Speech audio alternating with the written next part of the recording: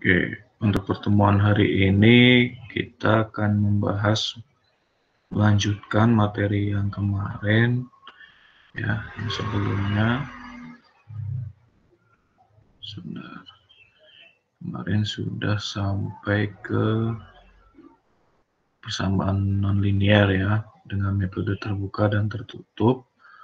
Nah, untuk kali ini kita ingin membahas mengenai materi regresi ya, dan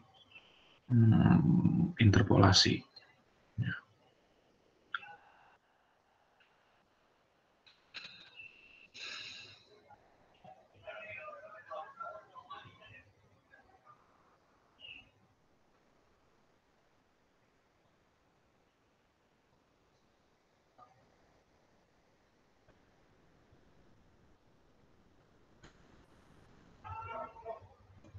Ya, terlihat di layar ya.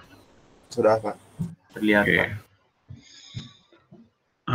Oke, kita mengenai regresi dan interpolasi ya. Sebelumnya apa ada yang sudah pernah mengenal mengenai regresi dan interpolasi?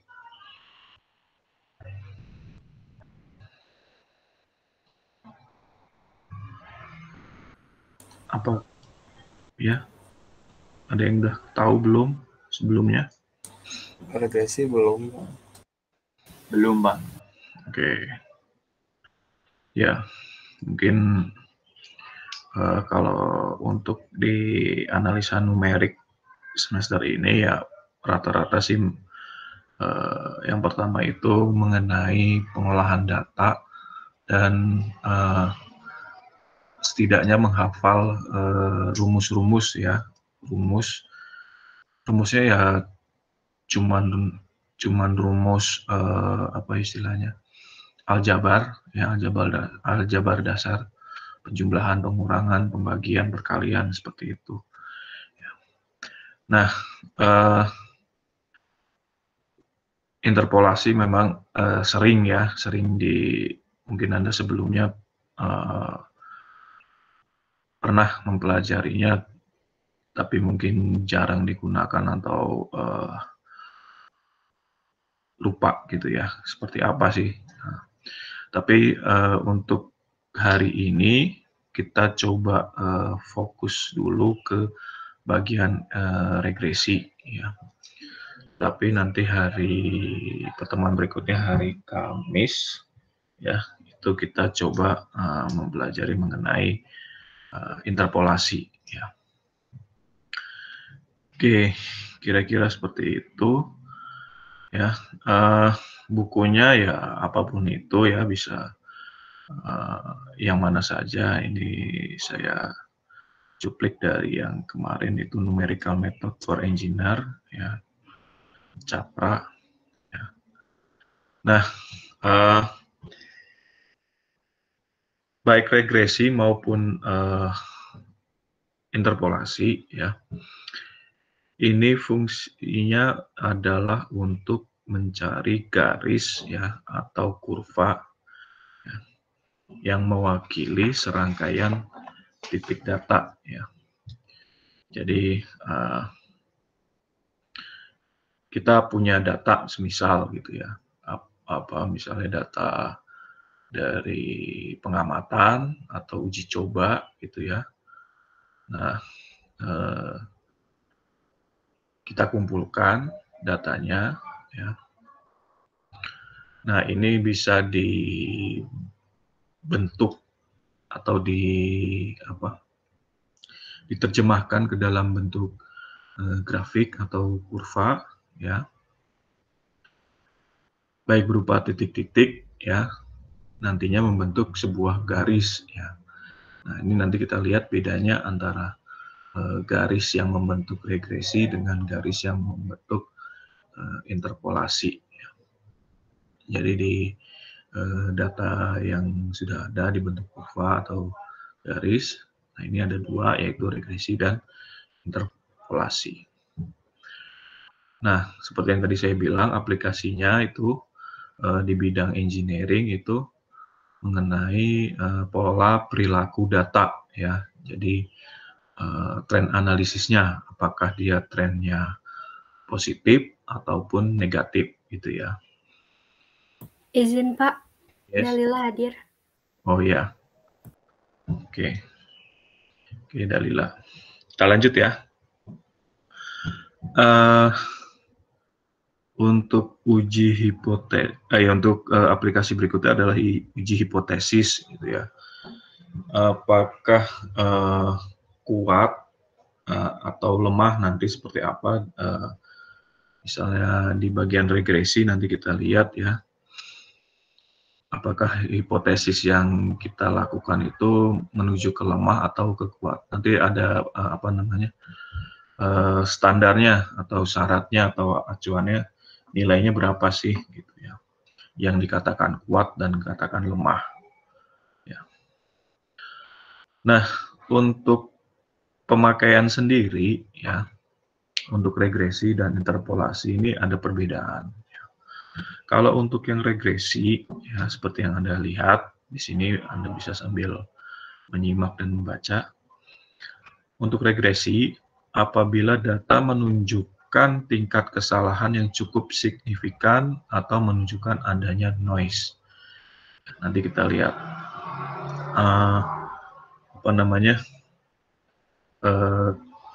kalau regresi ini bisa dikatakan adanya noise seperti apa, sedangkan kalau interpolasi di sini kan dia bilang bila diketahui bahwa data sangat akurat, ya kira-kira seperti itu.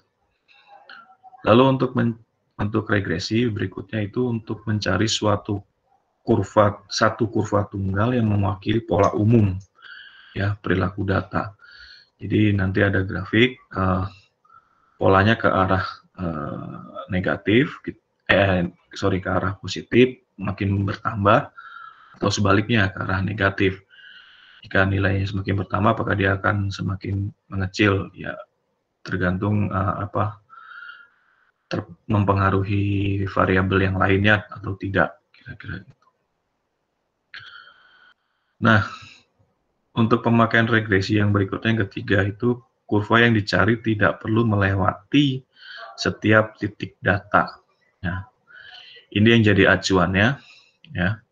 Kurva yang dicari tidak perlu melewati setiap titik data. Nah, ini bedanya dengan interpolasi, ya.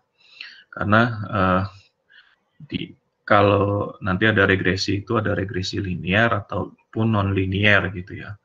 Misalnya kalau regresi linear itu persebaran datanya, titik-titik datanya nanti kurvanya itu berbentuk garis lurus tanpa melewati titik-titiknya yang tadi. Pokoknya hanya garis lurus saja gitu. Nanti seperti apa garisnya kita lihat. Sedangkan untuk interpolasi karena datanya sangat akurat, dia melewati setiap titik data ya untuk mencari satu atau serangkaian kurva. Ya.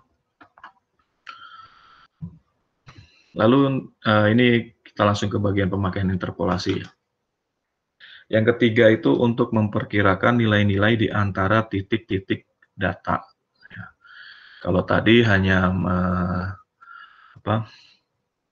istilahnya mengestimasi atau pendekatan ya, sedangkan interpolasi ini kita menggunakannya untuk mencari nilai di antara titik-titik data. Jadi kalau ada data atas dan data bawah, seperti yang sebelumnya, mirip-mirip dengan yang metode tertutup, ya. Nah itu menggunakan interpolasi. Jadi kita pengen tahu data di antara titik atas dan titik bawahnya. Ya. Nah, kalau tadi di regresi ada dua mengenai regresi linear dan non linear. Nah, sedangkan di interpolasi setidaknya itu ada 4 ya, yang banyak digunakan atau diketahui. Yang pertama itu interpolasi linear, ya. Lalu ada interpolasi kuadrat, ya. lalu ada interpolasi Lagrange, dan ada interpolasi Newton, gitu ya.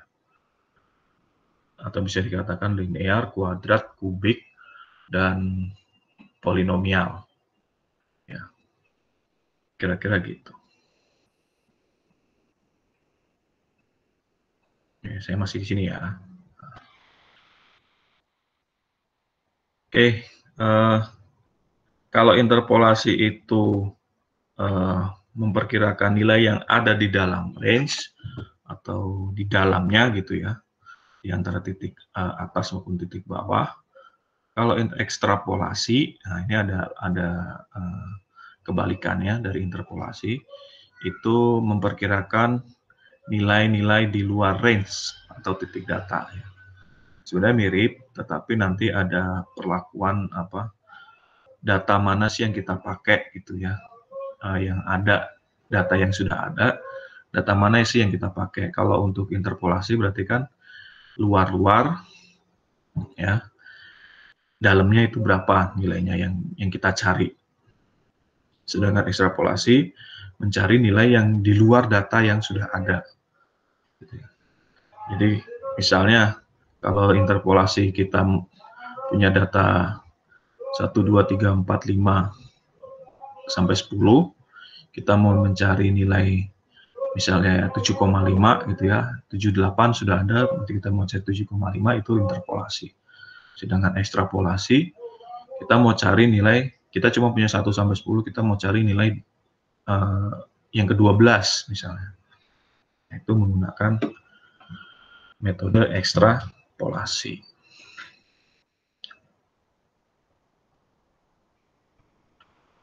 Nah, analisis pola perilaku data ya. Ini pemanfaatan pola data, pengukuran eksperimen untuk melakukan perkiraan. Ya. Jadi kita memperkirakan nilai yang pendekatan nilai yang kita ingin ketahui. Nah, apabila data itu persis atau kita yakini akurat, itu kita bisa menggunakan metode interpolasi. Ya. Tetapi kalau persebaran datanya itu tidak persis ya atau tidak akurat, ya, misalnya pengambilannya apa istilahnya tidak parameter tidak jarak antar pengambilan misalnya tidak sama, itu selisihnya atau misalnya jaraknya 1,1 atau 2,2 ya, atau saat detik ke-1 saya ambil, saat detik ke-2 saya ambil, tapi kemudian saya ambil ke detik ke-5 gitu, bisa saja gitu kan. Nah, atau pembacaannya gitu itu tidak persis atau tidak akurat, kita coba menggunakan regresi, kira-kira gitu. Nah, berikutnya adalah uji hipotesis. Ya. Nah, ini membandingkan antara hasil dari teori atau hasil hitungan dengan hasil pengukuran. Ya. Kita punya banyak data, misalnya kita ambil gitu kan, atau kita hitung, ya. Misalnya variasi material, gitu ya, jenis material, berat jenisnya terhadap kekuatan materialnya tersebut atau tegangannya gimana, gitu kan.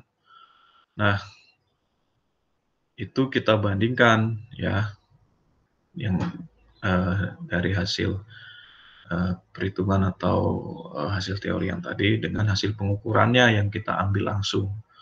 Kira-kira akurat enggak atau mendekati enggak, kira-kira gitu. Nah, ini berikutnya adalah beberapa parameter statistik ya yang merepresentasikan sebaran data. Ya. Yang pertama adalah rata-rata aritmatik, ya ini nilai rata-rata ya, di mana bisa dikatakan jumlah dari data ya dibagi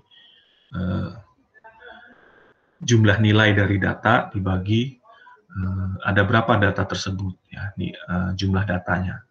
Jadi jumlah nilai dari data dijumlahkan, nilainya datanya dibagi dengan berapa banyak data. Lalu ada yang namanya deviasi standar atau simpangan baku, ya rumusnya seperti ini. Ya.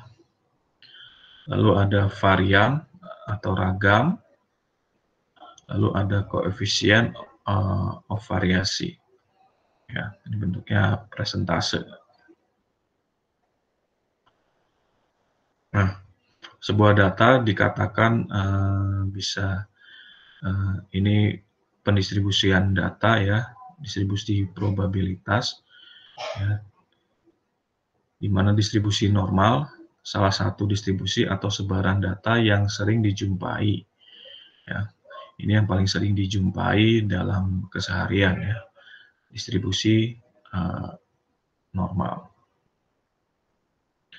Nah, sebelum masuk ke dalam mengenai regresi, mungkin kalian pernah sebelumnya ya, kayaknya semester kemarin juga pernah ada itu mengenai rumus persamaan garis lurus. Ya. Masih ada yang ingat dengan persamaan garis lurus rumusnya?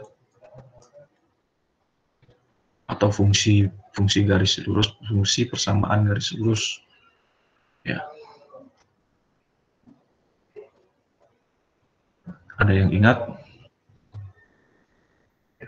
Halo? Yang dengan MX plus C, kan? Ya, itu. Ya, jadi ada Y sama dengan MX plus C. Nah, itu kan kalau garis linear atau lurus ya. Jadi Y dan X itu adalah variabel ya. Dan C itu konstanta dan M itu adalah koefisiennya, kira-kira gitu kan. Nah, saya mau mengingatkan lagi, kalau variabel sendiri itu ada dua, ya, variabel independen dan variabel dependent. Ya, kalau di rumusnya itu Y sama dengan MX plus C, berarti kalau Y-nya itu sendiri adalah sebagai variabel dependent. Ya. Yang artinya variabel terikat atau variabel yang dipengaruhi oleh variabel independen. Ya, sedangkan si X yang kemungkinan ataupun bisa saja di depannya adalah ada koefisien, itu dinamakan dengan variabel independen atau variabel bebas. Ya, dia tidak dipengaruhi oleh variabel apapun, ya kan dia bebas gitu kan. Nah, contohnya misalnya, ini contoh yang saya ambil dari internet. Ya. Untuk variabel dependent, misalnya ada penjualan yang dipengaruhi oleh biaya iklan, ya. Untuk faktor yang mempengaruhi penjualan itu adalah variabel dependent, ya. Sedangkan biaya iklan yang mempengaruhi adalah variabel independent. Nah, variabel independen ini tidak hanya biaya iklan dari variabel dependennya ya, yang mempengaruhi penjualan tadi. Bisa saja kira-kira apa yang mempengaruhi penjualan dari sebuah produk misalnya. Kira-kira apa?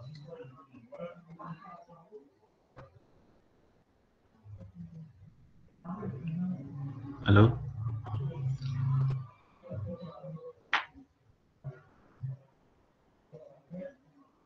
Iya, Pak. Yang kira-kira selain biaya iklan, kira-kira yang mempengaruhi penjualan apa?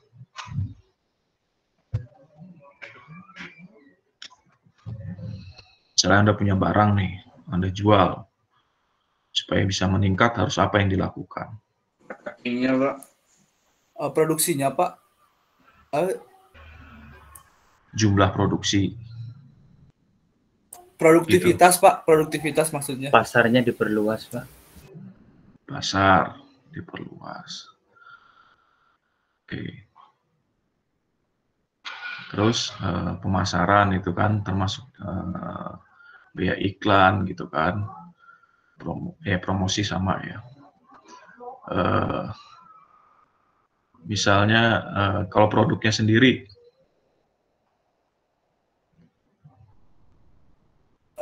Unik Pak biasanya Pak kalau buat konsumen tertarik tuh. bisa uniknya gitu kan. Terus tidak apa namanya, produknya ini baru atau tidak pasaran misalnya. Terus menarik gitu kan. Atau itu kan yang kalau yang bisa diangkakan kuantitas jelas, kuantitas jumlahnya ya, Harganya. HPP-nya gitu ya, harga pokok produksinya kira-kira gitu ya, atau harga penjualannya bersaing tidak dengan produk sejenis gitu, atau produk yang bisa dibilang kualitasnya di bawahnya atau sama kan? Ya, atau apapun itu ya, itu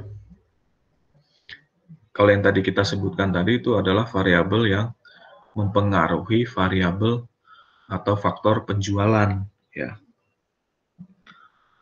Nah, itu tadi semuanya itu atau yang lainnya nanti Anda bisa rincikan kira-kira saya mau ngambil apanya ini yang mempengaruhi penjualan gitu. Itu adalah variabel independen. Sedangkan fokusnya satu titik itu adalah yang penjualannya, bagaimana cara meningkatkan atau mempengaruhi penjualan, yaitu variabel dependen.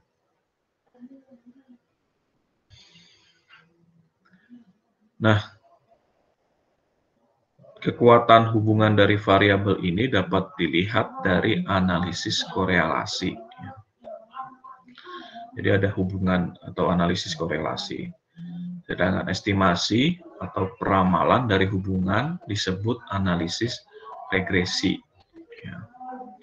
Jadi kita ingin tahu hubungannya, kita melakukan estimasi atau pendekatan ya dari hubungan antar variabel itu, ya, itu disebut dengan analisis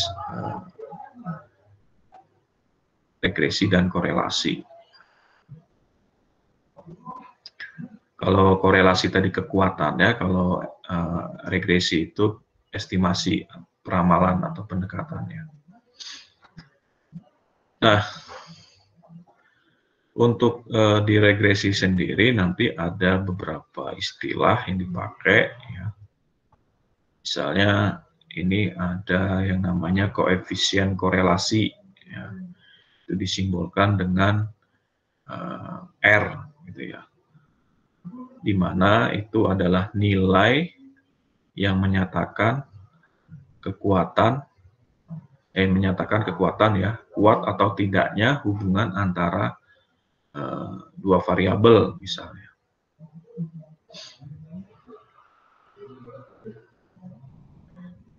Lalu yang berikutnya itu ada yang namanya standar error. Ya, standar error koefisien regresi disimbolkan dengan huruf E, ya, adalah ukuran dari ketepatan koefisien regresi dalam memprediksi nilai populasinya. Ya. Ya, seperti yang sebelumnya itu mengenai error, ya semakin besar persentasenya ya semakin pendekatannya semakin jauh gitu ya. Kalau semakin yang diharapkan kan yang berarti yang nilainya akan semakin kecil, persentasenya mendekati 0. Ya. Nah, standar error ini diukur berdasarkan akar kuadrat dari deviasi atau varian koefisien regresi sampel dengan koefisien regresi populasi. Nah, berikutnya itu yang ketiga adalah koefisien determinasi regresi. Ya. Ini adalah pangkat 2 ya dari koefisien korelasi. Ya. Kalau tadi koefisien korelasi ada R, ini yang koefisien determinasi, yaitu disimbolkan dengan R kuadrat atau R pangkat 2. Nah, nilai yang menunjukkan seberapa besar pengurangan variasi dalam Y atau variabel dependent, ya, saat satu atau lebih variabel independen masuk ke dalam model regresi. Ya. Nah, yang berikutnya adalah besarnya sumbangan atau andil dari variabel X terhadap variasi atau naik turunnya Y. Untuk istilah yang keempat yaitu konstanta, ya, bisa A, bisa M, ya atau gradien, ya, adalah konstanta bukan gradien, konstanta atau A, ya, C maksudnya saya, C. Kalau di persamaan garis lurus atau garis linier, ya, C adalah perpotongan garis regresi dengan sumbu Y. Jadi yang memotong ke sumbu Y itu dinamakan konstanta, sedangkan M atau gradien atau koefisien itu, kalau Anda masih ingat, itu yang namanya garis miring atau kemiringan.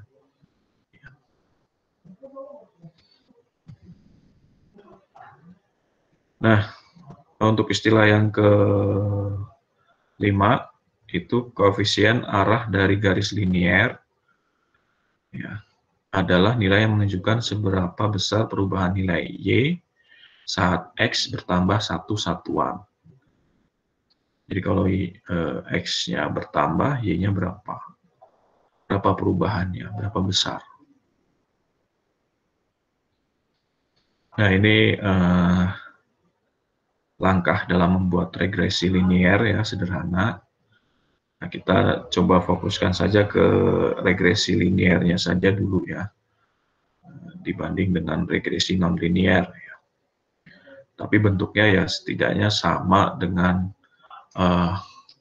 bentuk kurvanya sama dengan penggambaran persamaan garis fungsi, ya. Baik, kalau linear kan garis lurus, kalau non linear kan bentuknya bisa parabola, ya, atau hiperbola. Nah, itu yang non linear.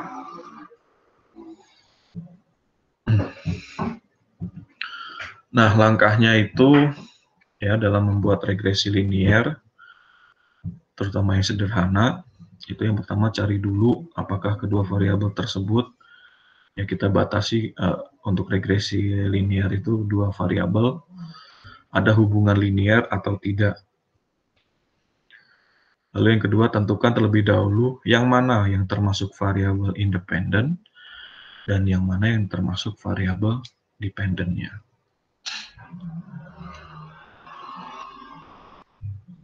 Yang ketiga, membuat diagram, ya, diagram pencar, di mana saja sih letak data-datanya itu terhadap sumbu X dan sumbu Y, gitu, ya, di mana, gitu kan. Misalnya saat waktu keberapa, nilainya berapa, misalnya itu. Nah, itu kita buat dulu, ya. Semuanya kita masukkan, ada berapa data, semuanya kita masukkan. Lalu dari diagram pencar tersebut, ya, akan diperoleh gambaran pola tebaran X dan tebaran Y, ya. Apakah nantinya membentuk hubungan linear, ya, atau malah membentuk kurva parabola, gitu kan. Nah, itu akan berbeda, gitu. Nah, jika iya, maka model regresinya adalah regresi linear sederhana. Kalau tidak linear, bisa dicari regresinya ya. Regresinya yang lain maksudnya.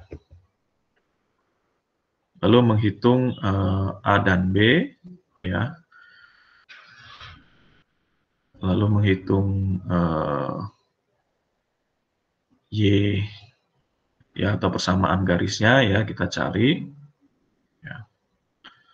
Nanti bisa dengan cara substitusi ataupun eliminasi misalnya, lalu membuat garis tadi yang garis lurus pada sumbu X dan Y ya, mirip, berarti kan tidak mirip-mirip dengan fungsi persamaan linear ya, kira-kira seperti itu. Nah, kita masuk ke tadi ada yang namanya ada analisa korelasi dan analisa apa satu lagi tadi?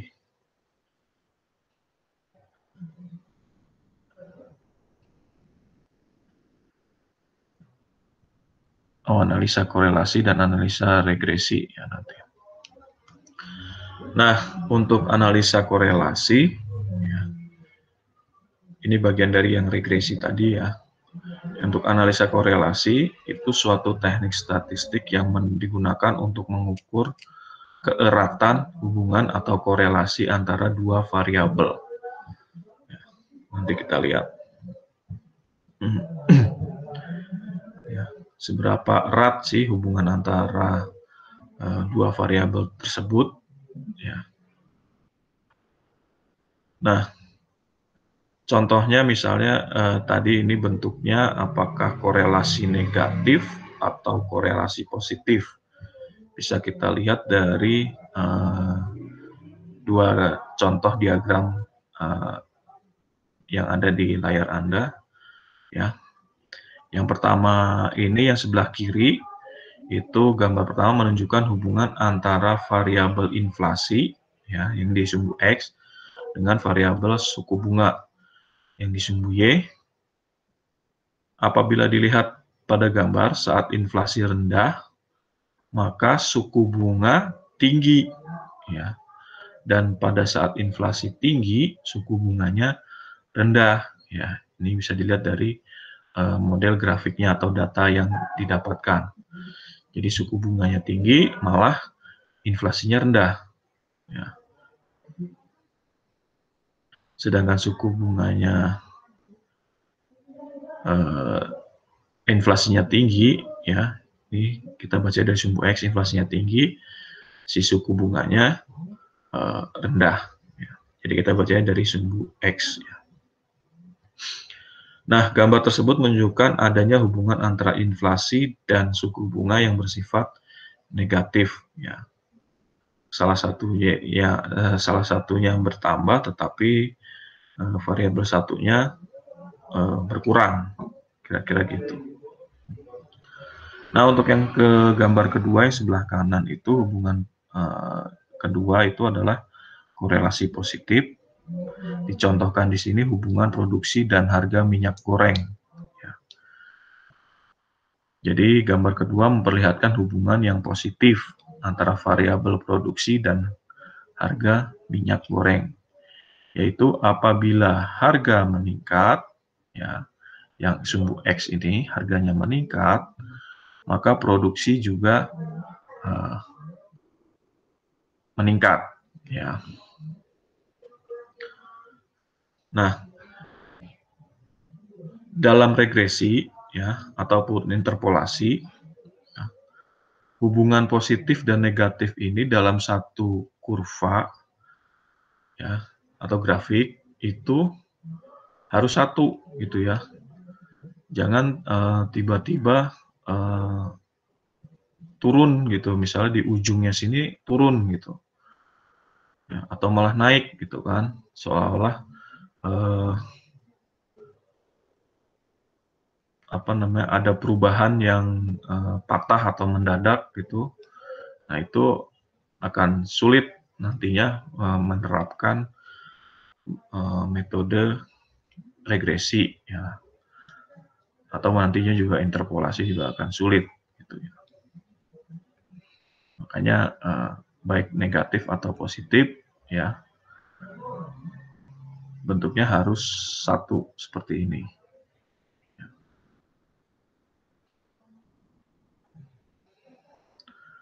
Nah, ini adalah rumus koefisien untuk analisis korelasi ya. Ya. R itu nilai koefisien korelasi. Nanti ada sigma X ya, jumlah pengamatan variabel X dari X1 sampai Xn itu nilainya itu berapa dijumlahkan. Lalu ada sigma Y ya. Nah, ini sama ya, nilai dari variabel Y itu semua ya, Y1 sampai Yn itu Y keberapa itu dijumlahkan ya.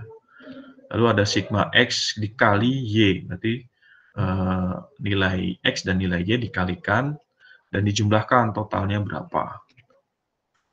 Lalu ada sigma X kuadrat ya, jumlah dari kuadrat dari pengamatan variabel X ya. Lalu sigma X yang dikuadratkan. Jadi sigma X-nya dijumlahkan dulu, baru dikuadratkan. Kalau tadi kan X-nya dikuadratkan dulu. Ya, X-nya dikuadratkan dulu, baru dijumlahkan. Sedangkan ini, X-nya dijumlahkan dulu, baru dikuadratkan. Ya. Begitu juga yang Y, ya ada Y kuadrat, dan sigma Y kuadrat, ada juga sigma Y yang dikuadratkan. Lalu N, jumlah pasangan pengamatan Y dan X. Ya ada berapa datanya tersebut, jumlahnya berapa. Berapa N, misalnya ada 10 data, 20 data. Rumusnya kira-kira seperti ini. Ini untuk R atau koefisien korelasi. Nah, ini yang tadi dikatakan kalau sudah kita memasukkan ke dalam rumus yang sebelumnya ini, yang rumus koefisien korelasi, ya. Nah, korelasi ini kan kita ingin mengukur keeratan hubungan ya, hubungan itu bisa artinya dari korelasi ya, dari dua variabel yang kita punya. Ya. Nilainya itu adalah -1 atau 1 skalanya, dari -1 sampai dengan 1. Bisa dilihat ya, kalau nilainya 0,0 ya, itu tidak ada korelasinya. Ya, tidak ada hubungannya. Tetapi kalau korelasinya negatif atau -1, itu bisa dikatakan korelasi sempurna, tetapi dia negatif. Sedangkan kalau positif 1, itu korelasinya sempurna ke arah positif. Ya. Nah, semakin mendekati ke arah 0, itu korelasinya semakin lemah, ya, baik positif maupun negatif. Sedangkan kalau mendekati angka 1 ataupun -1, itu korelasinya semakin kuat, hubungannya semakin kuat, baik ke arah positif ataupun ke arah negatif. Nah, ini adalah skala untuk koefisien korelasi. Ya. Jadi kita mau menganalisanya, kita cari dulu apakah dia ini hubungannya antara dua variabel tadi kuat atau lemah, ke arah positif atau negatif, kira-kira seperti itu. Atau dua variabel tersebut tidak ada, istilahnya tidak ada hubungannya, gitu. Itu juga bisa dicari. Nah, itu dari mana? Dari data yang kita dapat, gitu kan. Kita ambil data, kita cari, kita masukkan. Benar nggak sih ini data yang kita ambil ini termasuk berhubungan atau enggak? Gitu. Perilakunya pasti akan kelihatan. Oke, sampai sini ada yang ditanyakan dulu? Belum ada, Pak. Belum nih. Oke, yang lainnya kalau ada yang mau ditanyakan.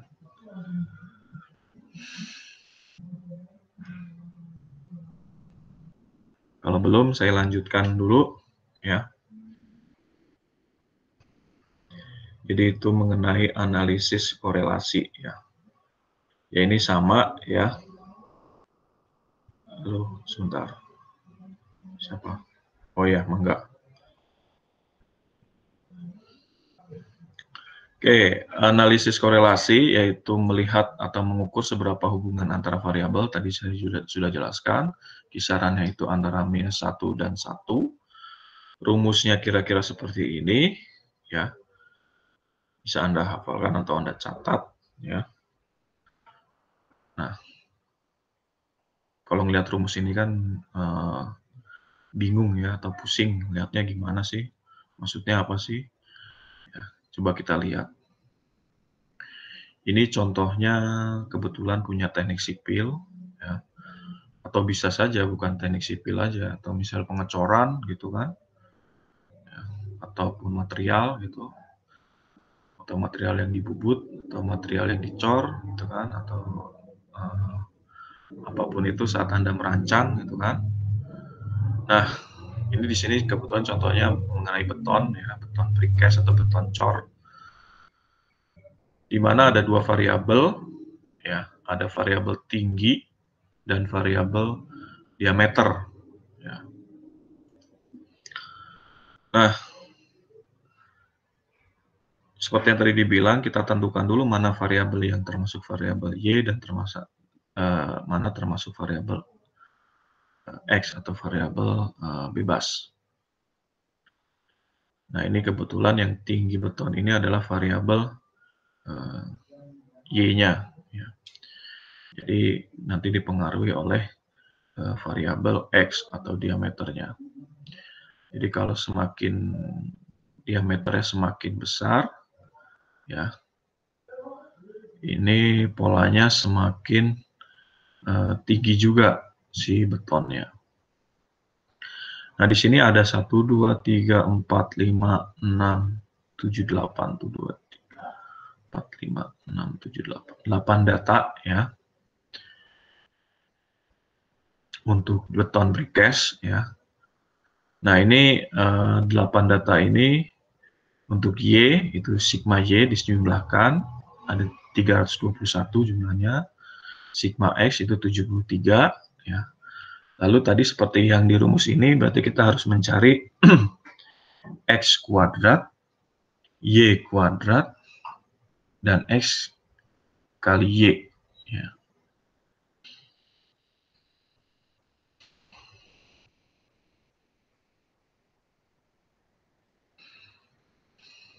Oke. Nah, masing-masing ini nanti juga akan kepake gitu ya, kalau dilihat dari rumusnya. Nah, X-nya ini dikuadratkan, 8 kuadrat, 9 kuadrat, Y-nya juga begitu, 35 kuadrat, 49 kuadrat. Ya. Ini datanya ada agak sedikit acak, kalau mau diurutkan juga terlebih dahulu juga nggak masalah. Gitu. Kalau nggak juga nggak apa-apa.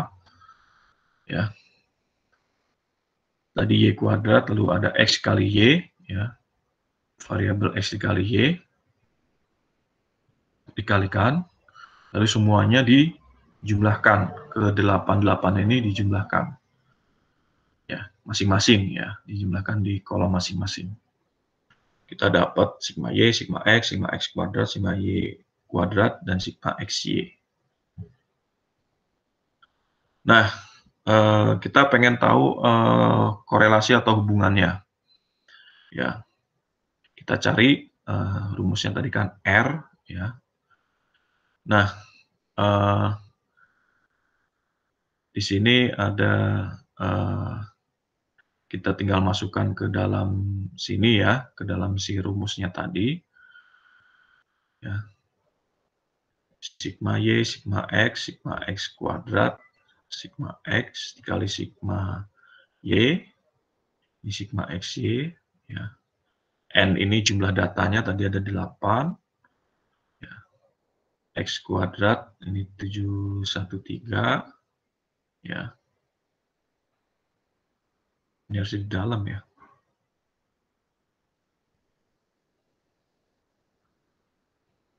Oh iya, ini ada agak kesalahan tadi. Yang dicontoh ini ada kesalahan ya. Sedikit, kita pakai yang rumus yang hijau ini ya. Jadi sigma X kuadrat dikurangi sigma X ya, yang dikuadratkan. Nah, ini juga begitu yang Y. Ini sigma Y kuadrat, ya, Y-nya dulu yang dikuadratkan baru dijumlahkan, dengan sigma Y yang dijumlahkan dulu baru di hasil penjumlahannya dikuadratkan. Ya, kira-kira gitu. Masukkan, ya, kita dapat nilainya itu 0,8862, ya. Jadi mendekati 1, ya.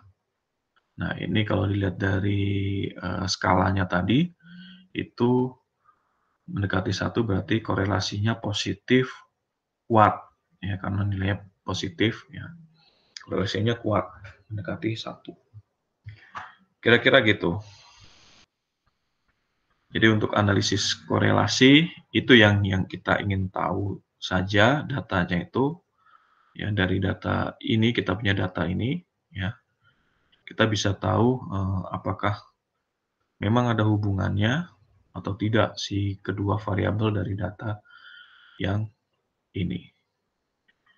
Ya. Oke ya, dari analisis korelasi bisa dipahami.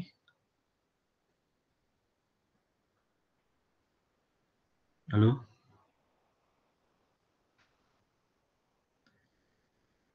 Apa masih bingung? Yang mengenai analisis korelasi, skalanya, mencari skalanya. Halo? Masih di sini? Masih, Pak. Masih, Pak. Ya ada Pak.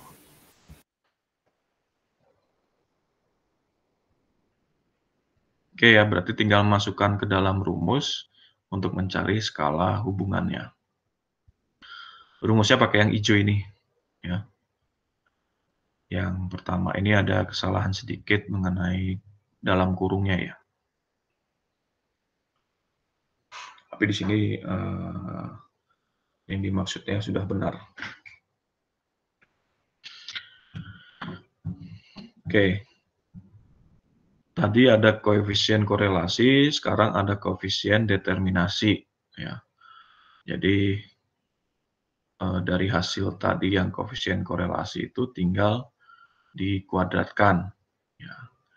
Ini diartikan sebagai ukuran kemampuan semua variabel bebas dalam menjelaskan variabel terikat.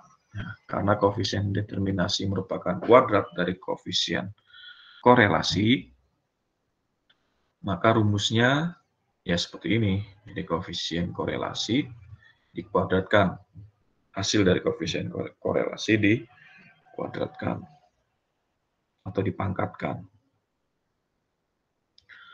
Misalkan jika diperoleh nilai koefisien korelasinya 0,92, maka koefisien determinasinya ini hasil pangkat dari 0,92 ya. Hasilnya 0,85. Ya.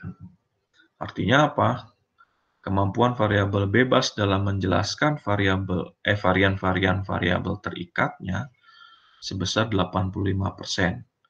Atau masih terdapat sekitar 15% variasi variabel terikat yang dijelaskan oleh faktor lain. Jadi tidak 100% dia menjelaskannya. Apakah itu dari jumlah variabelnya yang masih kurang, atau hanya 2, ataupun datanya yang didapatkan, ya, perilaku datanya, ya, terlalu jauh, terlalu menyimpang, atau terlalu selisihnya terlalu jauh, terlalu besar, mungkin saja seperti itu. Yaitu mengenai koefisien determinasi, yaitu pangkat dari koefisien korelasi. Ya. Nah, lalu ada definisi standar error, ya, atau kesalahan dari pendekatan atau pendugaan. Ya. Suatu ukuran yang mengukur ketidakakuratan pencaran atau persebaran nilai-nilai pengamatan Y terhadap garis regresinya. Nah, rumus untuk standar error seperti ini, ya. SYX sama dengan akar dari Y min Y, jadi nilai pengamatan dari Y head ini atau Y topi ini adalah nilai dugaannya dari Y. Ya. Hasilnya ini dikuadratkan, dibagi jumlah sampel, dan derajat dikurangi derajat bebas karena terdapat dua parameter saja yang akan digunakan, yaitu A dan B, atau bisa dikatakan jumlah sampel dikurangi jumlah parameter. Baru dari hasil itu diakarkan. Ini contoh soalnya, ya. Hitunglah standar error antara X dengan Y, dan standar error untuk penduga A dan B diketahui persamaannya itu seperti ini, ya. Itu hasil akhirnya dari persamaan regresi, ya. Seperti ini, Y sama dengan 2,8631 ditambah 0,0086X. Masukkan rumusnya, ya. Seperti itu rumusnya. Nah, ini ada datanya, ya, ada 11 data. Sorry, saya minum dulu. Di situ ada 11 data, ya.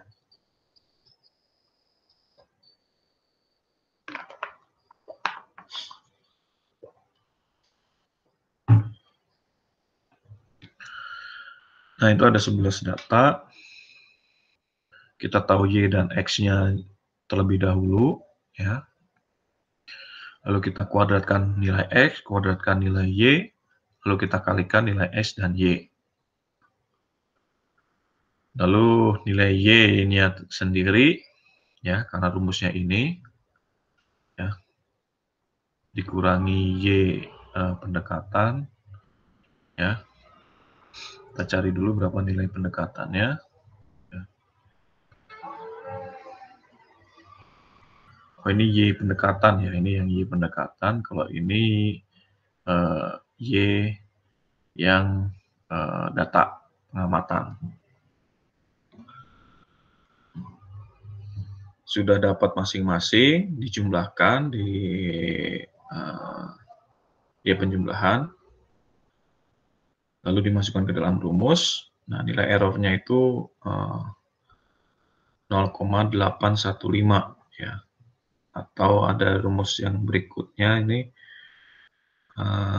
0,818, ya. Hampir mirip, ya, antara dua rumus mengenai error ini, ya. Salah satu saja bisa dipakai, ya, misalnya yang atas yang lebih simpel. Atau mau lebih akurat, silakan, tapi hampir sama. Ya. Itu ada error, ya, standar errornya itu 0,8. Ya. Artinya apa? Masih cukup besar, ya, standar errornya dari data yang ada, ini dari data contoh yang ada. Ya. Jadi kita cari dulu persamaan regresinya, ya, datanya, ya, baru kita dapatkan kalau yang ini melalui persamaan regresi, ya, 2,86. Ya, kalau yang rumus kedua ini harus tahu persamaan regresinya. Kalau yang rumus pertama ini menggunakan data yang sudah atau data yang ada.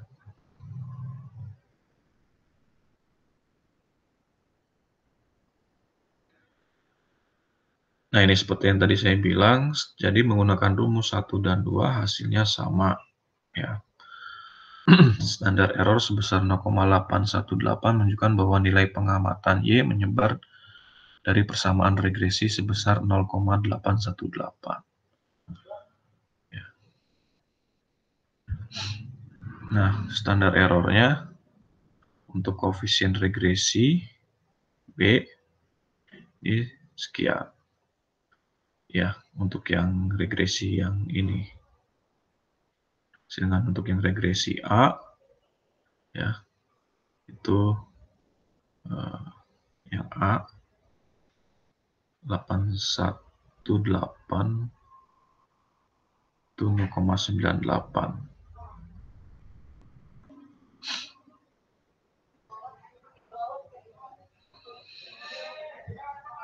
Tadi untuk standar koefisien korelasi, ya. Untuk yang berikutnya ini kita masuk ke analisis mengenai regresi linearnya. Nah, rumusnya seperti ini. Nah, ini contoh gambaran kalau data yang kita dapat itu tidak akurat, ya, atau bisa disebut nantinya kita menggunakan pendekatan nilai regresi kalau kita ingin mencari suatu nilai, misalnya. Kalau datanya akurat melewati titik-titik ini, ya, kita hubungkan, gitu ya. Kalau ini kan tidak akurat, ya. Jadi tahu-tahu naik, tahu-tahu turun, naik, turun, naik, naik, ya. Kayak pergerakan nilai saham gitu kan, per detik ataupun per hari gitu kan, bisa naik turun, naik turun, naik turun gitu kan. Nah, ini kita menggunakan analisis regresi. Kalau ada yang pernah ataupun sedang main saham juga kan, menganalisisnya kan juga gitu ya. Kalau datanya akurat melewati garis-garis ini misalnya langsung dari sini ke sini, sini ke sini ke sini langsung, nggak ada penurunan gitu. Nah, ini kita bisa menyebutnya dengan atau mencarinya dengan metode interpolasi, gitu ya. Kita kembali ke sini. Jadi analisis regresi linear sendiri terdiri dari dua variabel, ya, variabel X dan variabel Y. Model regresinya regresi populasi. Rumusnya ini, ya. YI sama dengan beta 0 ditambah beta 1 dikali X1 ditambah error, ya, ini E. Lalu sampel regresinya ini Y topi, ya. Nilai taksiran untuk variabel tak bebas untuk Y-nya, ya, variabel terikatnya. Sama dengan beta 0 ditambah beta 1 dikali XI, ya, berapa nilai variabel bebasnya X keberapa misalnya. Jadi nantinya ada tiga rumus, ya, yang harus dilalui untuk regresi linear, ya. Nah, ini yang pertama itu tadi model regresi populasi, lalu ada sampel regresi seperti ini, ya. Lalu beta 0-nya, perpotongan garisnya, berarti ada 4, ya. Perpotongan garisnya, yakni nilai Y apabila X sama dengan 0, berapa? Nah, ini yang beta 0-nya, rumusnya seperti ini. Ini dikali X, ya, bukan XX, dikali X. Ya. Kalau untuk beta 1, ya, atau kemiringannya, atau gradien, ya, Ini rumusnya ini.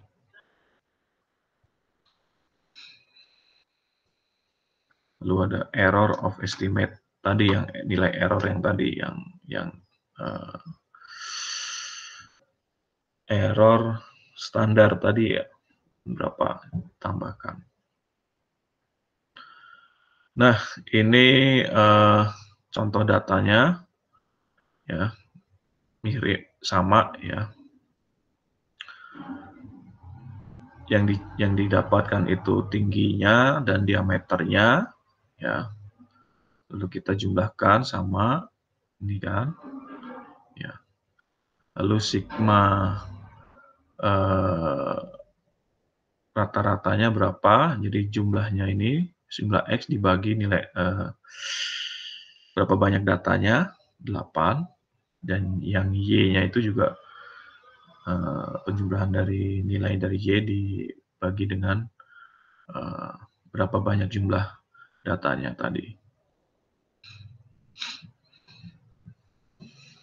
Nah, ini sesuai dengan rumus ya. Tinggal cari ketemu berapa nilainya. Gitu. Baru dimasukkan ke dalam rumusnya. Nah, ini tadi yang sudah di sebelumnya ya.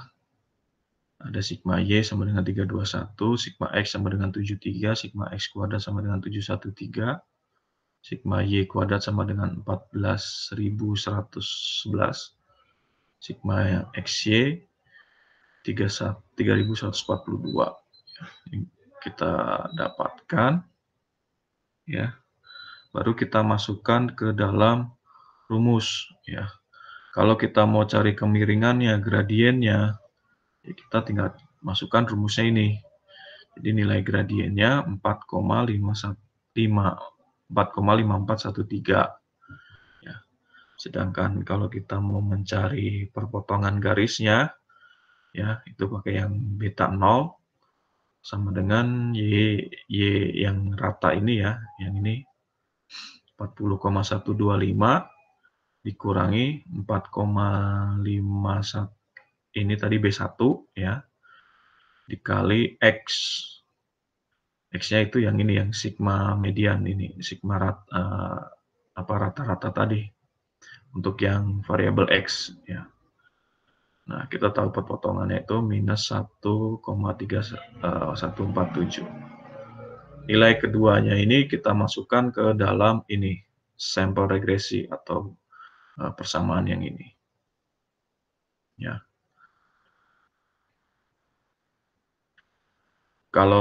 Kalaupun ditambahkan atau ditanyakan berapa errornya tadi, ya tinggal dicari errornya, masuk ke rumus yang ini, yang pertama ini, YI, ya, model regresi populasi. Nah, jadi kita masuk ke sini, kita dapat persamaan, dan persamaan ini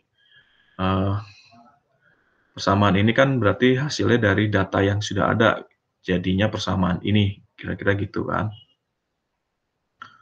Nah, persamaan ini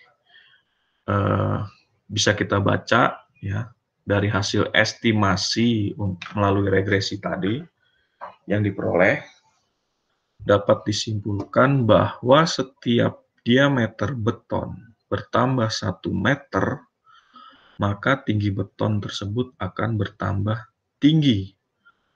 Ya, bertambah tinggi sebesar atau setinggi 4,5 meter. Ya. Jadi kita lihat perilaku dari datanya ini. Jadi kalau diameternya, setelah kita hitung ya dengan regresi tadi, nah, setiap pertambahan diameter, ya ini satuannya nggak ada kebetulan ya, kita anggap meter lah. Setiap diameter 1 meter beton bertambah, tinggi betonnya itu harusnya akan bertambah sebesar 4,5 meter. Jadi kira-kira gitu. Jadi pembacaannya lebih kurangnya seperti itu. Nah, sedangkan B0-nya sendiri ini kan perpotongan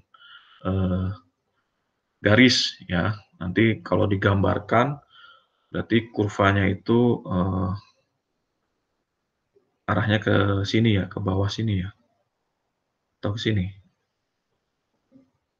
Sini kayaknya yang X ini. X negatif ya.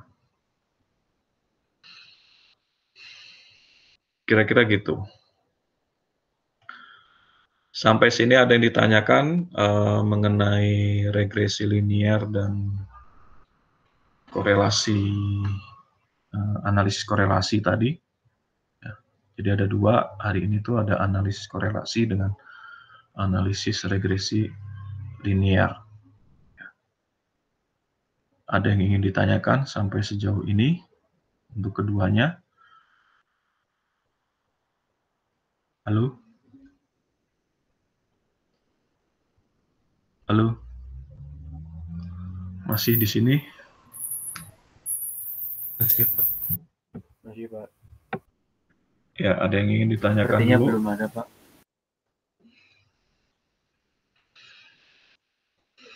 Oke, kalau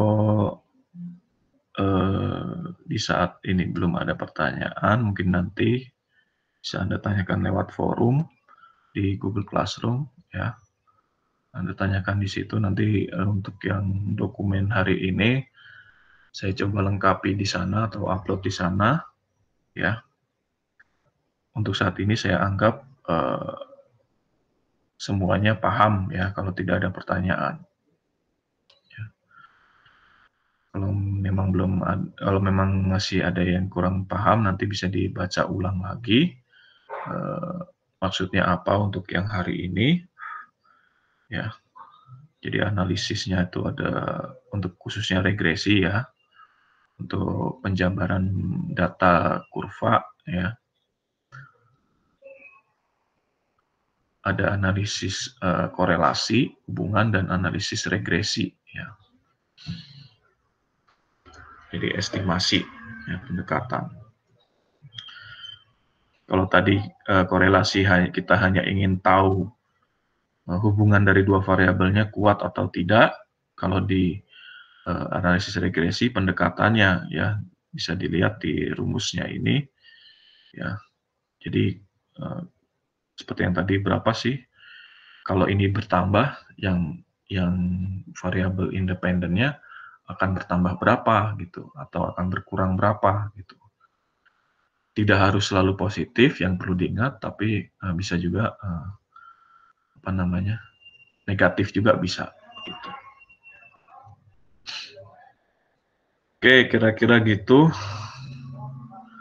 Kalau tidak ada pertanyaan, ya coba Anda nanti kerjakan tugasnya, ya, latihannya. Ya. Misalnya ini ada penjualan ya dengan biaya promosi ya dari bulan Juli sampai Juli 2019 sampai dengan bulan April 2020. Ya.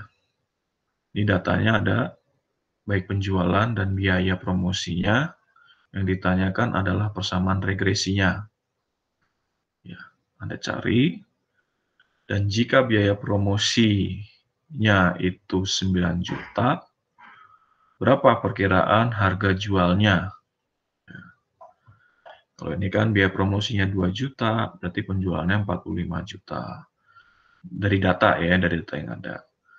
Biaya promosinya 3,5 juta, biaya penjualannya 55 juta, gitu, ya, dan seterusnya. Dilihat dari datanya. Nah, kalau jika biaya promosinya 9 juta, berapa perkiraan penjualannya?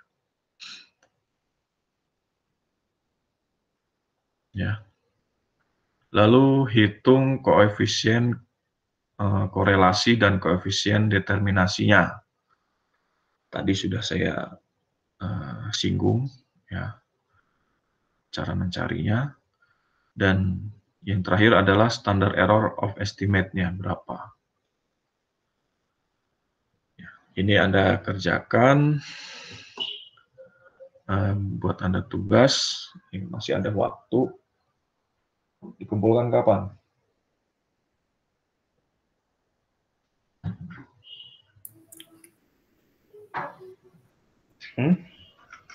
Halo. Sebelum kelas berikutnya ya mungkin, Pak. Hah? Hari ini? Atau kapan? Sebelum kelas berikutnya sekitar Rabu berarti, Pak. Rabu, Pak.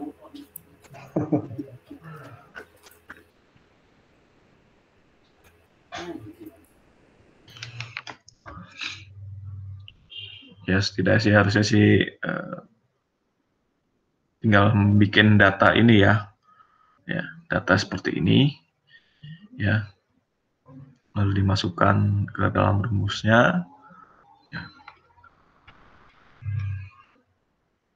Harus hari Rabu gitu, nggak bisa hari ini. Kan masih ada waktu tuh, 1 jam.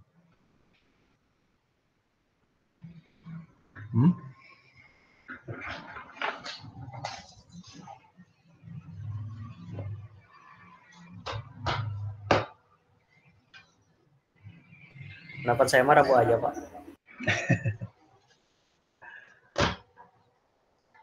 Oke, ya udah sambil Anda baca-baca lagi, sambil Anda mencari contoh yang lain, memahami, ya setidaknya Anda juga mengerjakan yang ini ya,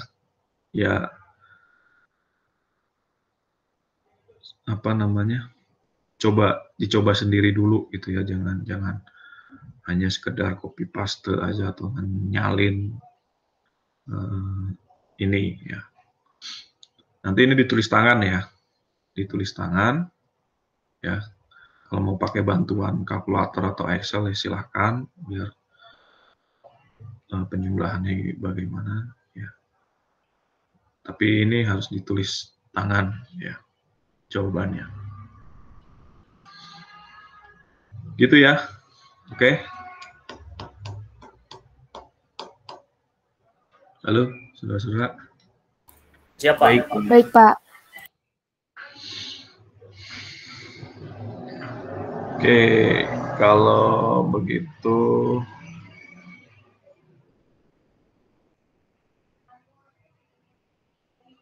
masih ada waktu 1 jam, mungkin Anda juga bisa baca lagi ataupun mencari literatur yang lain. Ya, saya usahakan nanti setelah ini saya upload materinya ke Google Classroom dan link tugasnya di situ.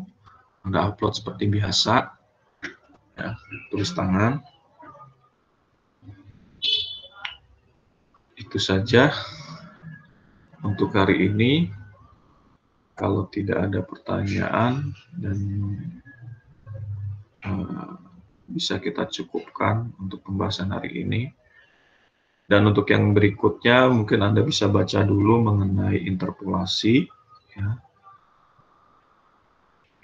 Baca-baca dulu di buku yang sudah ada. Interpolasi itu apa? Interpolasi itu ada apa saja? Ya, yang tadi saya sebut ada 4 tadi. Ya. Polanya bagaimana masing-masing. Nah itu bisa Anda baca dulu sekilas. Ya. Sebelum nanti kita ketemu di hari Kamis, insya Allah hari Kamis ya. Kamis siang. Oke, itu rekan-rekan. Kalau tidak ada pertanyaan, kita cukupkan perkuliahan hari ini dan sisa waktunya bisa Anda gunakan untuk mengerjakan juga. Kita sampai ketemu hari Kamis berikutnya dengan materi berikutnya. Untuk hari ini kita ucapkan sama-sama dengan bacaan Alhamdulillahirabbil alamin. Alhamdulillahirabbil alamin. Ya. Mohon dikerjakan tugasnya untuk latihan Anda. Terima kasih atas perhatiannya. Pak, sebelumnya rekamannya nanti bakal dikirim juga sama buku yang PPT-nya ya tadi ya. Gimana?